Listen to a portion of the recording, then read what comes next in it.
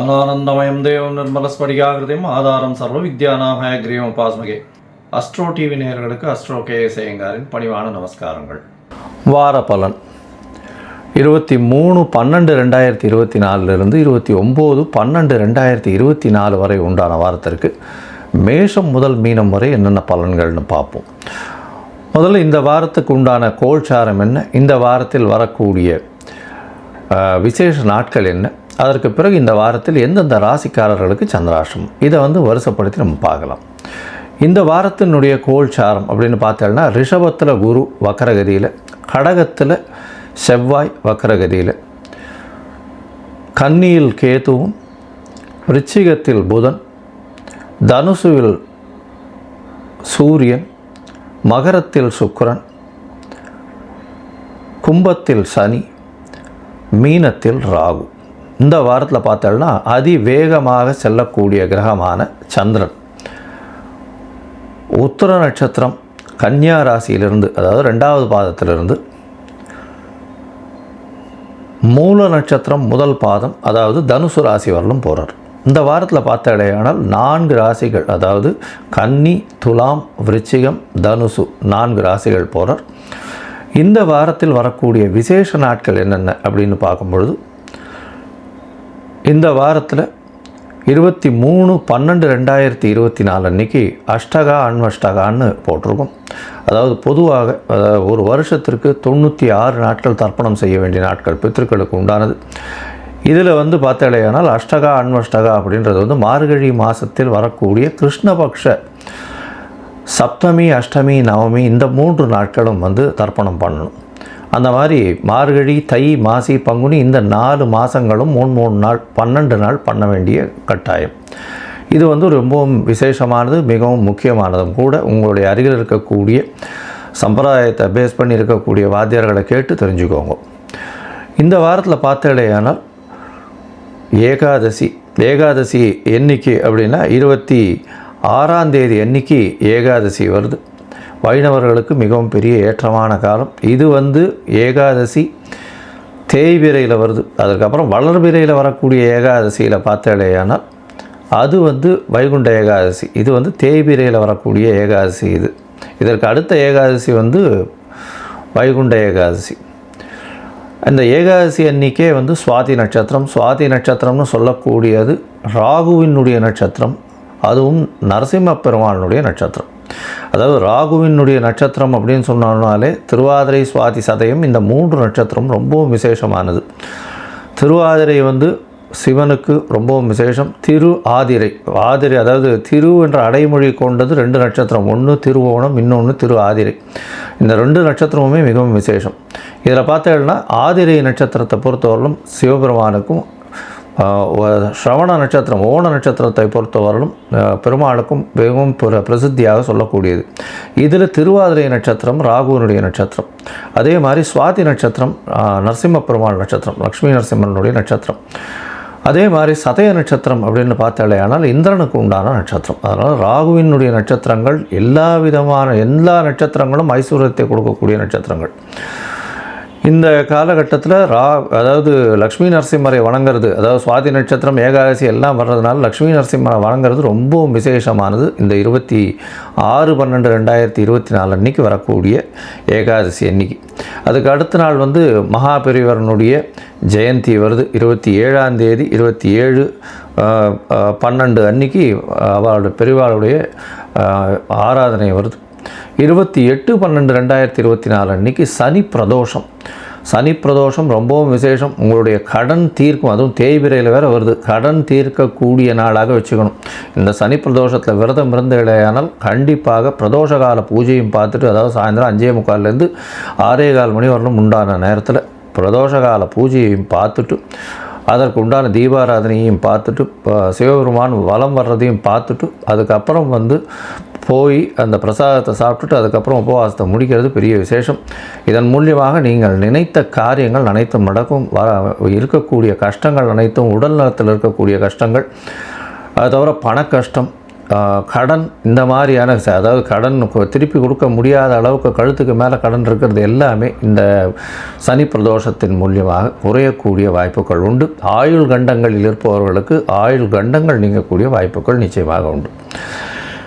சரி, இந்த வாரத்தில் எந்தெந்த ராசிக்காரர்களுக்கு சந்திராஷ்டமம் அப்படின்னு பார்த்தோம்னா கும்பம், மீனம், மேஷம், ரிஷபம் இந்த 4 ராசிக்காரர்களுக்கும் சந்திராஷ்டமம் இருக்குது. சந்திராஷ்டமம்னா உங்களுடைய பிறந்த ராசியில் இருந்து 8வது ராசியில், அதாவது 8வது ராசியில் சந்திர பகவான் இருக்கக்கூடிய காலகட்டத்தை சந்திராஷ்டமம்னு சொல்கிறோம். சந்திராஷ்டமம்னா சந்திரன் என்பவர் மதிகாரகன். அவர் மறையக்கூடிய காலகட்டத்தில் தவறான முடிவுகள் எடுக்கக்கூடும். அதனால் சந்திரன் மறையக்கூடிய காலகட்டங்களில் புதிதான முடிவுகள் எதுவும் வேண்டாம். எந்த ஒரு வெளியூர் வெளிமாநில பிரயாணம் வேண்டாம். இந்த மாதிரியான விஷயங்களில் சந்திரனை பொறுத்தவரையிலும் மறைந்திருக்கக்கூடிய காலகட்டத்தில் யாருக்கும் ஜாமீன் கையெழுத்து போடாதீங்க. ஒருவேளை நீங்கள் பண்ண வேண்டிய கட்டாயத்தில் நிர்பந்தத்தில் இருக்கீங்க அப்படின்னா சந்திரனுக்கு உண்டான எளிய பரிகாரம் அப்படின்னு சொல்லக்கூடிய பசும்பால் ஒரு 1/2 டம்ளர் அருகில் இருக்கக்கூடிய சிவன் கோவிலில் கொடுத்துட்டு போங்க பிரதோஷ காலத்துக்கு. அது உங்களுக்கு சந்திராஷ்டமத்தின் தாக்கத்திலிருந்து நிச்சயமாக விலக்களிக்கும். சரி, இந்த வாரம் மேஷம் முதல் மீனம் வரை எப்படி இருக்குது அப்படின்றத பார்க்கலாம். அதற்கு முன்னாடி என்னுடைய மொபைல் நம்பர் கீழே ஸ்க்ராலிங்கில் வரும். உங்களுக்கு அஸ்ட்ராலாஜிக்கல் கன்சல்ட் தேவைப்பட்டுதே ஆனால் நீங்கள் எனக்கு ஃபோன் பண்ணுங்க, உங்களுக்கு அப்பாயின்மெண்ட் தரேன். உங்களுடைய date, time, place of birth, உங்களுடைய பெயர், உங்களுடைய தாய் தகப்பனார் பெயர் அனுப்பி வைங்க. சந்தி இருக்கான்றதை பார்த்து முதல்ல உங்களுடைய ஜாதகத்தை போடுறேன். நீங்கள் இந்த பர்டிகுலர்ஸ் கொடுத்த உடனே நான் என்னுடைய கட்டணம் என்னன்றதை சொல்கிறேன். அதற்கப்புறம் உங்களுடைய கட்டணத்தை நீங்கள் கட்டினதுக்கப்புறம் எனக்கு அந்த ஸ்க்ரீன்ஷாட் ஷேர் பண்ணதுக்கப்புறம் உங்களுடைய ஜாதகத்தை போடுறேன். சந்தி இருக்கா அப்படின்றத பார்த்துட்டு அந்த சந்தியின் மூலியமாக பிரச்சனைகள், அதாவது உங்களுக்கு என்ன பிரச்சனை வரும் அப்படின்னா நீங்கள் எந்த ராசி எந்த நட்சத்திர பாதம்னே தெரியாமல் இவ்வளோ நாள் இருப்பீங்க. எனக்கு தெரிஞ்ச நிறைய பேர் பார்த்தாங்கன்னா கிருத்திகை 1ஆம் பாதம் நினச்சிட்டு மேஷராசியில் சொல்லிட்டு இருப்பா. ஆனால் கிருத்திகை 2ஆம் பாதத்தில் இருப்பா ரிஷபராசியில். இந்த மாதிரி உத்திரம், அதே மாதிரி இந்த உடைந்த நட்சத்திரங்கள் எல்லாமே பாதங்கள் ஒரு ராசியிலிருந்து அடுத்த ராசிக்கு போகும். அதை தவிர பார்த்தீங்கன்னா ஒரே ராசியிலேயே இருக்கக்கூடியது இருந்தாலுமே நட்சத்திர பாதங்கள் வேறுபட்டு உங்களுடைய லக்னாதிபதியும் வேறுபடக்கூடும். அதனால் பார்த்தீங்கன்னா உங்களுக்கு இப்போ நடக்கக்கூடிய திசை நல்லபடியாக தானே இருக்கணும்னு நினைப்பீங்க. ஆனால் அந்த நல்லபடியான திசையாக இருக்காது.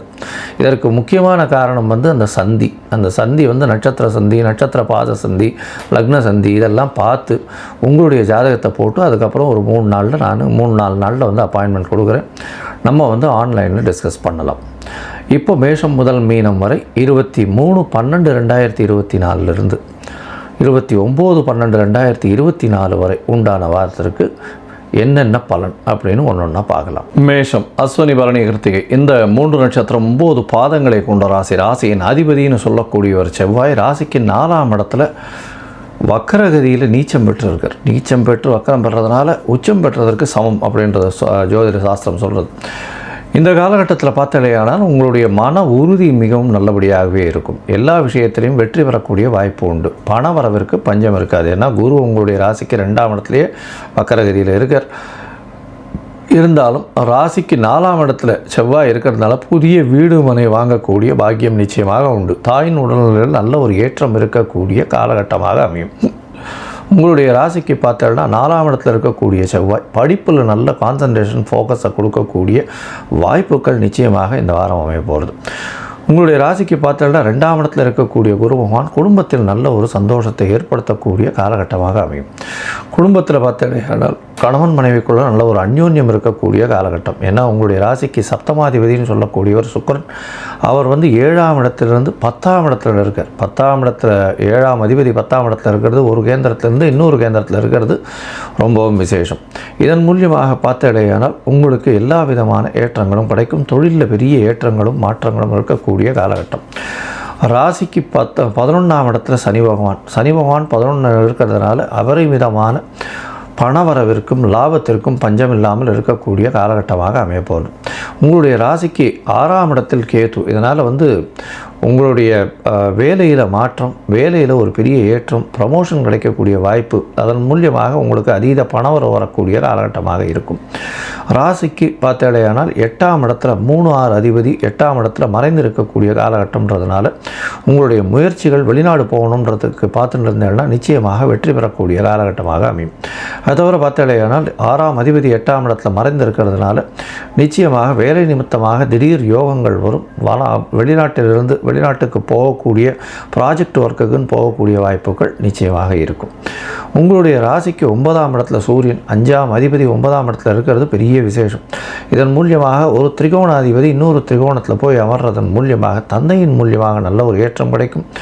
உங்களுடைய குழந்தைகள் மூலியமாக உங்களுக்கு ஒரு பெரிய ஏற்றத்தை கிடைக்கக்கூடிய காலகட்டமாக இந்த வாரம் அமையிறது. இந்த வாரம் பார்த்தடையானால் உங்களுடைய ராசிக்கு 6ஆம் இடத்துல அதிவேகமாக செல்லக்கூடிய கிரகமான சந்திரன் இந்த வாரத்தை ஆரம்பிக்கிறார். 23ஆம் தேதியிலிருந்து 25ஆம் தேதி காலை ஒரு 2:30 மணி வரலும் இருக்கக்கூடிய காலகட்டத்தில் சந்திரன் உங்களுடைய ராசிக்கு 6ஆம் இடத்துல இருக்கிற வேலையில் மாற்றங்கள் வரும். அதை தவிர பார்த்தாலேயானால் புதிய கடன் வாங்கக்கூடிய யோகம் வரக்கூடிய காலகட்டமாக அமைய போகிறது. உங்களுடைய ராசிக்கு சப்தமத்தில் சந்திரன் வர்றார். 7ஆம் இடத்தில் சந்திர பகவான் வரும் பொழுது இந்த காலகட்டத்தில் செவ்வாயின் பார்வையில் வேறு இருக்கார். சந்திரன் 7ஆம் இடத்துல இருக்கும் பொழுது 4ஆம் இடத்தில் இருக்கக்கூடிய செவ்வாயின் பார்வையில் இருக்கக்கூடிய காலகட்டமாக அமையிறது. 4ஆம் அதிபதி 7ஆம் இடத்துல இருக்கிறது பெரிய விசேஷத்தை கொடுக்கும். தாயின் உடல்நிலையில் நல்ல ஒரு ஏற்றம் இருக்கும். உங்களுடைய முயற்சிகள் எல்லாமே வெற்றி பெறும். எதிர்பாலினத்தவர் மூலியமாக திடீர் ஏற்றம் கிடைக்கக்கூடிய காலகட்டம். அதை தவிர பார்த்தாலேயானால் உங்களுடைய பார்ட்னர்ஷிப் பிஸ்னஸில் நல்ல ஒரு ஏற்றம் கிடைக்கக்கூடிய காலகட்டமாக அமைய போகிறது. உங்களுடைய ராசிக்கு பார்த்தாலேயானால் 7ஆம் இடத்துல இருக்கக்கூடிய சந்திரன் 8ஆம் இடத்துக்கு போகிறார். இது 7ஆம் இடத்துல 25ஆம் தேதி காலையிலிருந்து 27ஆம் தேதி மதியம் ஒரு 12:30 மணி வரலாம் இருக்கார். அதற்கு பிறகு உங்களுடைய ராசிக்கு 8ஆம் இடத்துக்கு போகிறார் சந்திரன். 8ஆம் இடத்துல சந்திரன் போகும்போது சந்திராஷ்டம காலமாக இருக்குது. 4ஆம் அதிபதி 8ஆம் இடத்துல போகும்போது படிப்பில் கொஞ்சம் கவனம் இருக்கிறது தேவை. அதை தவிர பார்த்தோம்னா புதனும் சந்திரனும் சேர்ந்து இருக்கக்கூடிய காலகட்டம். குருவின் பார்வையில் குரு சந்திர யோகம் அமையிறது. இருந்தாலும் படிப்பில் ரொம்ப ஜாகிரதையாக இருக்கணும். தாயின் உடல்நிலையில் சற்று பின்னடைவு இருக்கும். உங்களுடைய இளைய சகோதரர்கள் மூலியமாக சிறு சிறு பிரச்சனைகள் வரக்கூடிய காலகட்டமாக அமைய போகிறது. உங்களுடைய ராசிக்கு பார்த்தாலேயானால் 29ஆம் தேதி வரலும் சந்திர பகவான் அங்கே இருக்கார். 29ஆம் தேதி ராத்திரி ஒரு 11:30 மணி வரலும். அதற்கு பிறகு உங்களுடைய ராசிக்கு 9ஆம் இடத்துக்கு சந்திரன் போகிறார். சந்திரன் 9ஆம் இடத்துல போய் இருக்கிறது ரொம்ப விசேஷம். இதன் மூலியமாக சூரியனும் சந்திரனும் சேர்ந்து இருக்கக்கூடிய காலகட்டம். அதுவும் 9ஆம் இடத்துல இருக்கிறதுனால திடீர் யோகங்கள் வரக்கூடிய காலம். பித்திருக்கள் மூலியமாக நல்ல ஒரு ஏற்றம் கிடைக்கக்கூடிய காலம். பாக்கிய ஸ்தானத்திலேயே போய் 2 பேரும் தாயும் சந்தையும் அமர்ந்திருக்கிறதுக்கு சூரியனும் சந்திரனும் இருக்கக்கூடிய காலகட்டம் பெரிய ஏற்றத்தை கொடுக்கக்கூடிய காலகட்டமாக அமைய போகிறது. இந்த வாரம் 1ஆம் தேதி காலை ஒரு 6 மணி வரணும் 1/1/2025 வரலும் இந்த காலகட்டத்தில் அமைய போகிறது. இந்த வாரத்தில் உங்களுக்கு ஒரு பெரிய ஏற்றமான காலகட்டமாக இருக்கும். நீங்கள் அருகில் இருக்கக்கூடிய முருகப்பெருமானை போய் வணங்கிட்டு வாங்கும்.